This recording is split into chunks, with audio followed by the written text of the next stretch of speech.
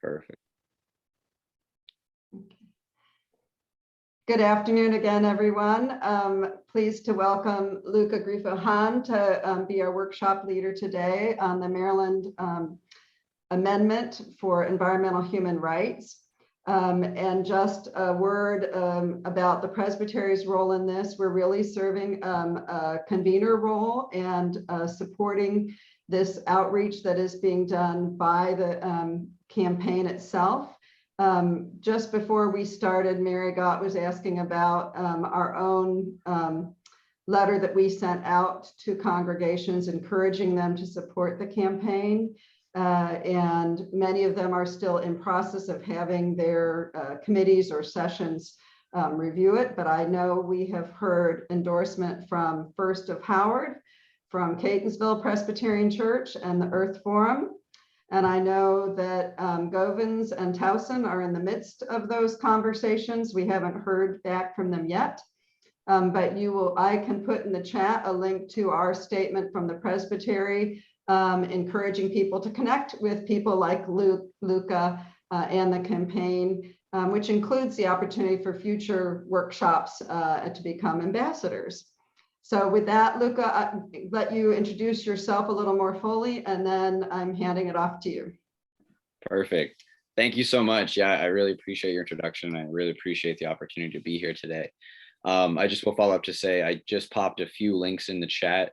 There's my email, just because I know people are going to be bouncing around. So yeah, there's my email at the top. Nina's is just below that, who's sort of overseeing this whole campaign. And then I've also attached a link to our petition, and then below that a link to the MDEHR, the Maryland Environmental Human Rights Campaign website, just so in case anyone has to jump out before the end, they can follow up on that. But yeah, so yeah, my name is Luca Grifo-Hahn.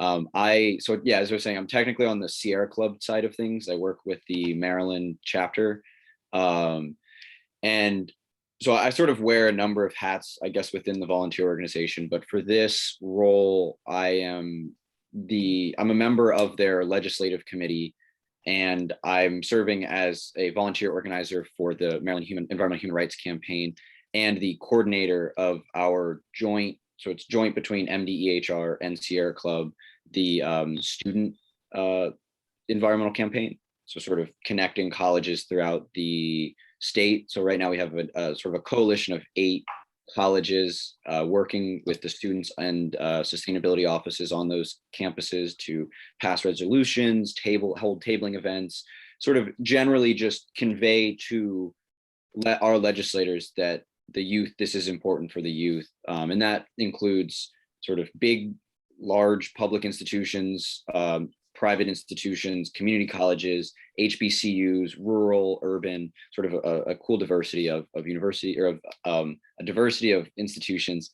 And also I will just drop a quick plug that we are super happy and excited to bring more institutions into the fold. So if anyone does have anyone that they know of, or anyone that they know of that might know of someone who's interested, please don't hesitate to reach out to me. But yeah, so I'm going to go ahead and just share my screen with you all and pop up just a quick presentation. I'm not necessarily certain how the workshops usually work. I'm sorry. Oh, whoops. So I was just going to sort of give an overview of what this is, why we're doing this, a little bit about us and sort of the context of the movement, and then open it up to questions and just sort of hope to have maybe some kind of questions, maybe discussions, maybe just kind of bouncing ideas off each other, or things that, yeah, anything, just kind of open up the floor. And then I will also just say that I'm more than happy to answer any question that I can, but anything that I can't, I will definitely pass on to Rabbi Nina Carden, who is way more knowledge about this than anyone I know, and can definitely get you the answer to the question that you might have. So I'm going to go ahead and pop this up.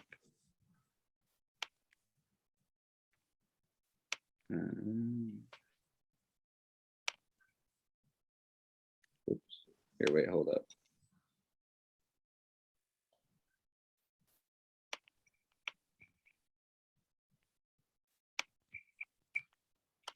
Sorry, it's difficult to navigate with the people's faces.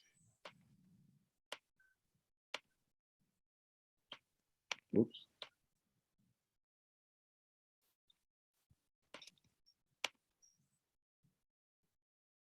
Why will it not give me presenter view? All right, well, we'll just do it this way. Sorry, I thought it usually has it at the top there. But anyway, yeah, so we're here to talk about the Maryland Campaign for an Environmental Human Rights Amendment. And there's Nina's email, which I also dropped in the chat if anyone is interested in following up.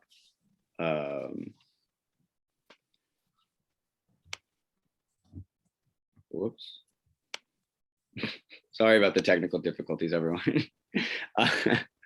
Okay, sweet. So I'm just going to start off with everyone can see my screen, right? Just to confirm. Yes. Okay, perfect. Cool. So yeah, so I'll start off with just sort of a general, like the literal text that we are seeking to add to the Constitution. And it's basically 2 lines that we're seeking to add. And the first is, each person as a matter of human dignity has a fundamental and inalienable right to a healthful environment. And then the second being, the state of Maryland has a duty as trustee to preserve, manage, and enhance the air, land, water, and ecosystems for the benefit and enjoyment of both present and future generations. So effectively, we're proposing an amendment to the Maryland Declaration of Rights that effectively elevates the right to a safe and clean environment, to basically be on par with the right to freedom of speech, the right to vote, the right to freedom of religion, sort of basic foundational rights that we take for granted. So why an amendment, right? Like, why is that the path that we're taking? I guess to properly discuss that, we sort of have an overview of the different routes that could be taken. Some have already been tried, sort of, regulations, standards, and rules placed by departments and agencies to sort of the marching orders of government, right, to carry out different things. But oftentimes we find that these are subject to the whims of who's in charge, what administration, things of that nature, and they're not necessarily constant or consistent over time. Similar with laws and acts, those are also passed based on the sentiment of the time and sort of the composition of the legislature. And they go through the bill process, and they're typically addressing specific concerns. So an example would be specifically looking at like the Clean Water Act, right? Great bit of legislation, but it specifically just targets clean water. Whereas what we're looking for is something that's going to have a broad overview and sort of a long lasting shelf life, right? So an amendment is really great because it is the highest order of our legal framework, and all laws passed must be compatible with existing amendments. So, we know the concept of sort of constitutionality and that kind of thing. And then also, human rights are these sort of ephemeral almost ideas that are, in a way, they are embraced by international organizations and things of that nature. And they recognize rights that are fundamental to human life and dignity and belong to every person from birth and death.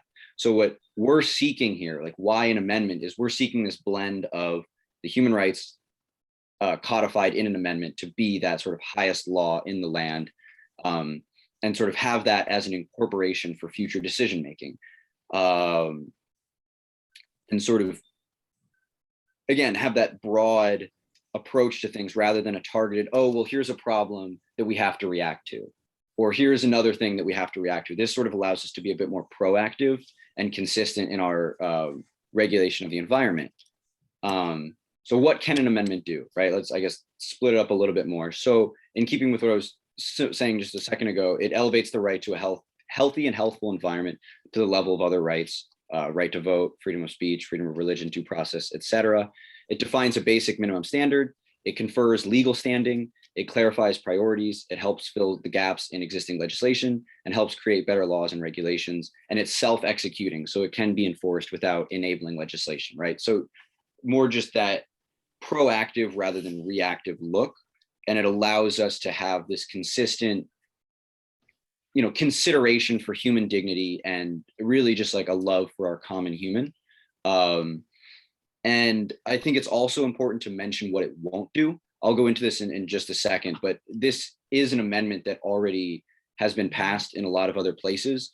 So a lot of people are worried that it's just going to halt all development, right? Like anything that could possibly harm the environment just will never be touched because of this amendment. And that's not necessarily true.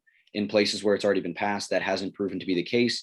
And then other people are terrified of the lawsuits. Like it could just open the floodgates and allow people to just bog down government in so many lawsuits that nothing ever gets done, which is also proven not to be the case in other places where this is passed. So those are just kind of important things to keep in mind of what it can do and what it can't do. And so that sort of brings me into this discussion of the amendment in other states. So as of right now, there's 5 other states. Well, okay, so there's 5 other states that have traditionally had this pass, right? Pennsylvania, Illinois, Hawaii, Montana, Massachusetts, and some of them, such as like Pennsylvania and Montana, have passed this for almost 50 years. And so that's sort of important because a lot of people kind of squirm at this and think it's this radical new idea. And really it's not. Like it's been in practice in a lot of states. It's already sort of commonplace in a lot of states. And it's sort of just a necessary, important step that we should take to keep in line with the other people or other states rather. And in that line, this week actually, New York just passed it on their ballot, right? They had it out as for referendum, and it overwhelmingly passed. And the interesting thing about that is sort of there was a list of a number of different initiatives that were on the ballot and questions. Some were very progressive, some were very conservative, but most of them were shot down, whereas this passed overwhelmingly with nearly 70% of the vote. So that was really awesome to see that there is this widespread groundswell of support for it. And then currently there are other states that are sort of similarly to us in the process of trying to get it passed. And they include Colorado, Connecticut, Delaware, Hawaii, Iowa, Michigan, New Jersey, Oregon, Vermont, New Mexico, Maine, and Kentucky. And you'll note that Hawaii is listed twice under both already having it and being worked on. And that's because they're sort of working on expanding the definition of it. And yeah, I mean, the language among these states differs a little bit and sort of exactly what it's targeted towards. And then in addition, recently, I think it was last month, the UN Human Rights Council actually passed a resolution that environmental rights are human rights. They are fundamental human rights, or fundamental human right according to them. And then the European Parliament has passed a similar amendment to their constitutions. So yeah, that sort of brings me a little bit of, I guess, specific applications in these states and how that could apply to Maryland. So, I mean, there's a million examples that you could pull from, but I'm just gonna, for the sake of time and clarity, pick 2 that have been a bit interesting to me. And so the first one is that Montana granted standing to youth plaintiffs that an exemption conferred by state to allow excessive greenhouse gas emissions violated their right to a healthy environment.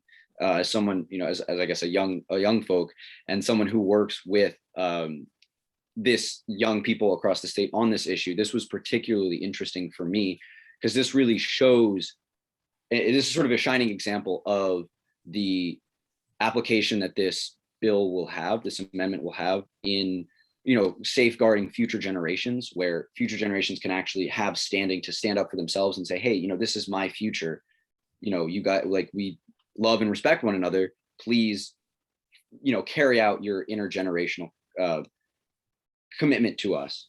And so they actually were granted standing in defending from excessive greenhouse gas emissions and exposure in Montana. And then in Pennsylvania, local municipalities successfully used the amendment to fight legislation that forced them to allow fracking within their jurisdictions and which had imposed a gag order on medical doctors. So this is a bit of a interesting case for a number of reasons, because first of all, as I said, this amendment was passed about 50 years ago, over 50 years ago. And we didn't know about fracking. We didn't know about sort of any of the shale revolution or anything. But because this amendment was there, it allowed us to allowed Pennsylvania to proactively handle fracking. And again, it didn't douse development. Like there was very much, there is still fracking and coal mining in Pennsylvania. It's just that this amendment seeks to eliminate bad actors and bad faith extraction. And then another reason why this is really interesting is that it sort of gives, it restores power to the people, right? It allows these municipalities to decide, well, we don't actually want that in our area. We'd rather not have that be fracking be something that we're dealing with. And then also it allowed doctors to just get the truth out, the truth of the matter out, and allowed them to be more vocal about what they were seeing as the side effects of fracking. And so that brings us to what it could address in Maryland. And obviously that comes with the caveat that past performance is not indicative of future returns, but we're hoping that this will help address environmental issues around shorter life expectancy in poorer neighborhoods. It'll help address urban heat island effects and the greater incidence of negative health effects in these areas, and put better controls on power plant and pipeline construction, better regulate the effects of greenhouse gases released from landfills, and address pollution from CAFOs on the Eastern Shore. So again, not necessarily destroying development, but sort of curbing the environmental irresponsibilities of energy production and food production and things of that nature. I'm just gonna check. Oh, okay, cool. CAFOs are I can't remember what it actually stands for, but they're essentially feedlots. So large scale industrial agriculture facilities, which they're pretty common throughout the Eastern Shore, and they lead to a lot of nitrogen runoff and excess nutrients in the soils and waters, which leads to algal blooms and nasty stuff. So yeah, I'll follow up with you about what the exact CAFO stands for, but it's effectively large industrial feedlots, agricultural feedlots. Yeah, and so that sort of brings us to these sort of applications, bring us to one of the focal points of this bit of legislation, which is environmental justice. And I think this picture kind of says it all, where climate justice is racial justice. And that's the case because we know that the effects of environmental degradation fall. Thank you, exactly. Concentrated animal feedlots. So the effects of environmental degradation fall disproportionately on people of color and low-income people and sort of these neighborhoods, right? And they are very much the victims of environmental racism. And that's what this seeks to redress, because we know human health is tied so closely to environmental health. Like our environmental health is really, the environment we are a product of our environment. And that's why the language of this amendment, as I was saying before, it differs among states. But we're really focusing, or the legislators are really focusing on the human impact aspect of this, right? They specifically mention human dignity, and that sort of just comes down to this love and respect for your fellow humans that we're trying to push, and yeah, really is just a central part of this bit of legislation. I apologize for the dog barking in the background, by the way. Yes, and so that brings us to Maryland Delegate Winika Fisher, who has been championing this bill recently. She's from District 47B, which is in Prince George's. So she comes from a district where she's personally seen the effects that environmental racism can have on a community. I think she likes to talk about how she likes to mention that her district has the highest concentration of dialysis facilities in the state of Maryland, and there are near numerous Superfund sites, and it is a sad reality. And so this is an issue that's really personal to her, and that she's just been an amazing champion on. But yeah, so this is our fourth attempt to pass an environmental human rights amendment. So every time we kind of learn more, we are sort of building on our past failures and sort of understanding where to go next and how to do it better. And sometimes it just unfortunately comes down to what the priorities of the legislature are. So last year, the Climate Solutions Now Act was a big priority, and this was sort of thrown a little bit to the wayside. But we are really optimistic about this year, just because a lot of people, I know, and as I said, I'm from the Sierra Club side of things, and the Sierra Club has voted as a state chapter that this is our number one priority. So this is what we're devoting the majority of our resources to. And we've also, been working with other organizations such as the NAACP, and I think we're in talks with the League of Conservation Voters, who are also similarly saying, like, now's the time. This is sort of now's the time to act. So yeah, I'm really optimistic about 2022 being the year. But yeah, and then also we are just, it says Senate sponsor, because we haven't found a Senate sponsor yet. We're still in talk. We have promised, but we're not going to necessarily throw anyone's name out there without until they're ready. So yeah, that brings me to the ratification process, which is kind of interesting. It's a separate process from what it would be for a bill. And so this is sort of one of the more interesting aspects of it for me personally. And so effectively to pass, it must pass by a 3/5 majority through both the House and the Senate.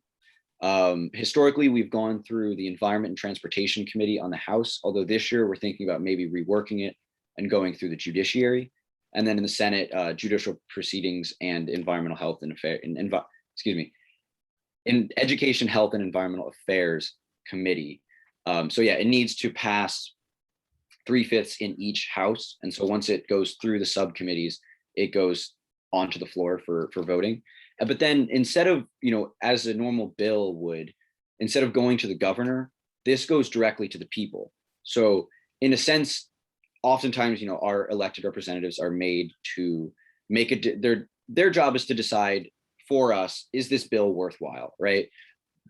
And that's because, it goes through them and then it goes to the governor and then it becomes a law.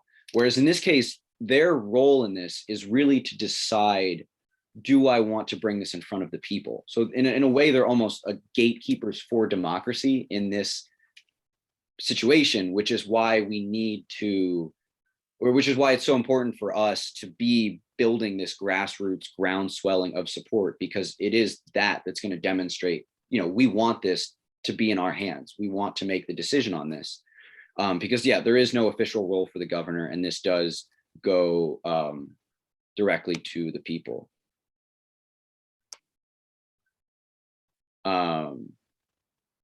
I'll get into the right time to contract our legislators a bit. Well, actually, I guess right now. So yeah, I think there are a number of ways to get involved. If anyone is interested or curious, I'm happy to sort of answer any questions, follow-ups, or anything. You can get on our email list, take our ambassador training. I've personally taken it. It's sort of just a more in-depth, longer, more nuanced look at everything that I've just sort of been talking about. I didn't want to, bore anyone, but it is actually really interesting and it's really informative, and it gives a great rundown and background and context and impact of this legislation. So if anyone's interested in doing that, it also focuses on how to be an ambassador, right? How to share it, how to talk about this. And then, I think any time is the right time to contact your state representative. They are there to serve you. If you go to mdelect.net, you can figure out what district you're in, who your representative is, and all of those kind of things. And then the easiest thing is also just to sign our petition. Again, just showing that massive, we want this on the ballot, because at the end of the day, even if it gets shut down, we still want to have that ability to say yes or no, this is our environment, let us decide. So signing the petition, I dropped the link in the chat earlier. I can drop it again if need be. But that is really going to be one of the most motivational things for these representatives, to show them that we're serious about this. And then also, just spreading the word through whatever means you might have available. If it's social media, if it's through a community congregation, if it's just through your friends or family or whatever it might be, that's really important, because then, maybe someone here is sort of, okay, it's interesting, but it's not my favorite thing. Then they pass it along and someone else says, this is my calling, or this is something that's really important to me. So, that's how I got involved, it's sort of something similar. So we'd love for that, you guys to just sort of pass this message along. And then also, I'm just going to personally plug the student campaign. Again, if anyone happens to know of any students who might be interested or know people who might be interested, I'd love to talk with them and just kind of get them involved, get them mobilized, because I think a lot of the youth that I've been talking to and working with, and also just, I guess, as a recent graduate myself, there is a lot of anxiety about what the future holds with climate change and things of that nature. And I think a lot of the people that I've been working with, this gives them a feeling of productivity, right? They're working towards securing their future. And it's really cool to see how much it means to some of them and how passionate and serious they're taking it. And then the last thing I'll say is just if you're part of other advocacy groups or other sort of, again, congregations, really, this bill is something that touches so many different aspects of our life and our daily lives and existence and you know, and our fellow humans existence and dignity and prosperity. So there are a wide variety of people that we're really reaching out to and trying to get involved and make this bill a priority for them. So yeah, with that, I'll just, you know, again, here's the link to the website. I dropped that in the chat as well. But thank you so much for letting me sort of give a rundown of this.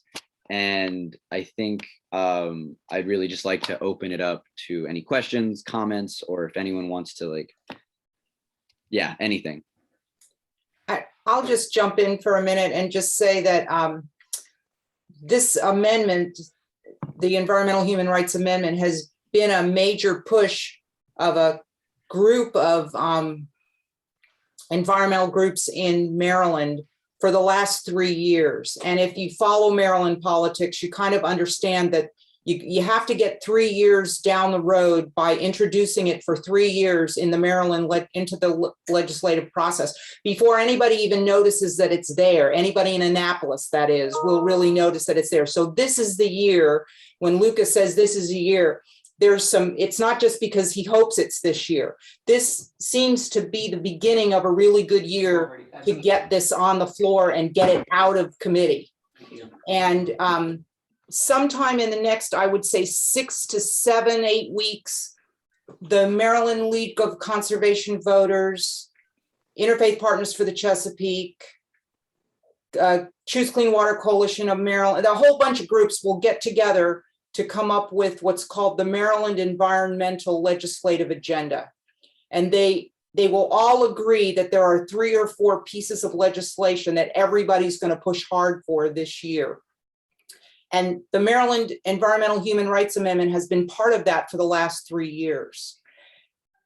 In January, there will be a Zoom online legislative briefing that'll be co-hosted by Interfaith Partners for the Chesapeake and Interfaith Power and Light of the DMV and the Earth Forum of Howard County. And Nina Beth has spoken at this every year, and she's done workshops for the Earth Forum. I'm sure she's going to make an appearance at the, I don't know this for sure, but I'm pretty sure that this will be back on the legislative agenda for environmental stuff this year. So if you see stuff, you know, floating through Presbytery tidings and stuff like that about this online legislative briefing, it's really worth it. They run a really good thing, and it's always, and then the other thing that happens is that there's an opportunity for you to get together with other people who want to actually work on the passing of this amendment during the legislative run that starts in mid-January. So yeah, it's a great amendment. A lot of people have been working on it for quite a few years, and I can put, Susan knows all about how you can get in touch with stuff too, but I can put you in touch with some people as well. If you have youth and young adults who are interested in this, there's a movement called the Sunrise Movement that is youth-led environmental movement that has been working on this in Maryland. So thanks, Luca, for being here. Thank you for sharing all that. I think, yeah, that was really great context, and some of that, yeah, I didn't even know. So that was really informative. But yeah, so yeah. I have 2 comments and a question.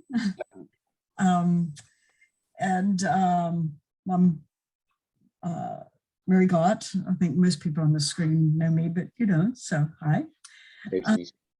So one of the things, if you are, this actually, there's a piece of history to this that I think might be helpful for some of you, and that is that the genesis of this really came out of an ecumenical group of faith leaders. They had to then find a client.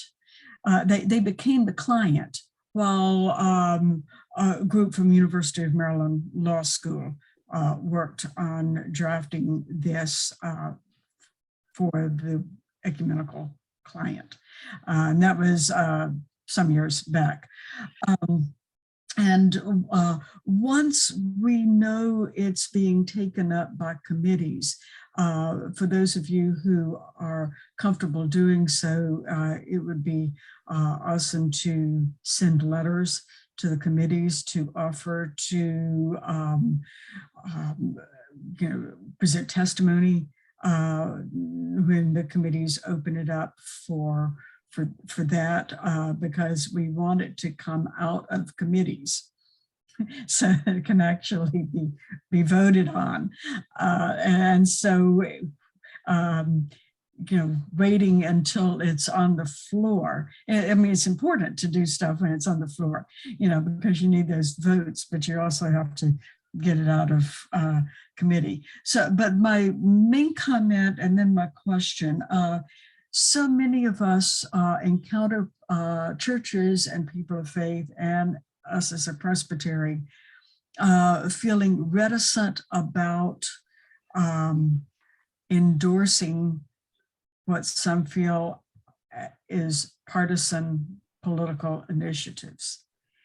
When we're talking to our friends and our churches, and when we're figuring out how to get this before more Presbyterians, I think what Luca has emphasized, which I have not always, is that this is an initiative to take something to the people. This is not so much about whether the Democrats or the Republicans get the bill passed and signed by the governor. This is about giving people in Maryland a chance to say something about their future. And that can put a different spin on advocacy for a number of people. So, and the question, Luca, because I have heard this question from others and I'm never sure how to answer it. In other states that have pass an amendment like this, has it been used to challenge existing processes or laws or regulations? An example would be that we've got a really nasty incinerator in Baltimore, and it is harmful to the health of people in that community. So is this an amendment that is likely, if it passes in a couple of years and becomes part of the Constitution, would environmental groups or community groups be able to go back and say, this thing has been here for a long time, but it's making us sick, and we want to challenge its existence. Yeah. I don't think people, it probably, I hope, I would love to see all the incinerators go away, but we need to, I need to know the answer to that. Yeah, I think grandfathered. Yeah. Or will anything be grandfathered by in the passing of this amendment? Yeah, so in terms of specific examples, I would need to follow up and just I know there are certain ones, but I think sort of what you're asking is sort of about that sort of grandfathering in, and so I think I would want to find a specific example to follow up with you on that. But what I will say is that one of the major things that this bill will do is actually, I mean, it's sad to say, but right now it's difficult to find legal standing to even challenge. So what this amendment would do is give, local communities or local environmental groups or disaffected people the standing to sue. So basically at least, to have their day in court. And so I'd say that is one of the major things that this can do. And I do believe that it will allow, as long as they can show like this is actually infringing upon our clean health, water, etc. I do believe that it is possible that they could actually successfully remove such a sort of infringement on their environmental rights. But I'm gonna write that question. I just wrote it down. And I'm gonna follow up with Nina to try to find a specific example in other states where that's been the case to show just a bit more. Yeah, and the standing issue is an important one that I think we all should probably become comfortable talking about. Exactly. Yeah, exactly. It's so Standing, you know, you can't plead your case if you don't even have standing. So thank you. right. Yeah, definitely. No, thank you for the question. And also thank you for the comments. I think you're dead on. This isn't some partisan thing. Like, we have Republicans that we're talking to, we have Democrats that we're talking to in the legislature to come onto this bill, and it's been bipartisan in the past, and we're hoping that it's going to continue to be, because I do think, yeah, it's not about party, it's not about, yeah, like some kind of political game or whatever. It's really just about bringing it in front of the people and letting the people decide whether or not we want, you know, whether or not the environment is something that we want to protect and want to have be clean and safe for our fellow Marylanders. So yeah, I think that was a really good point.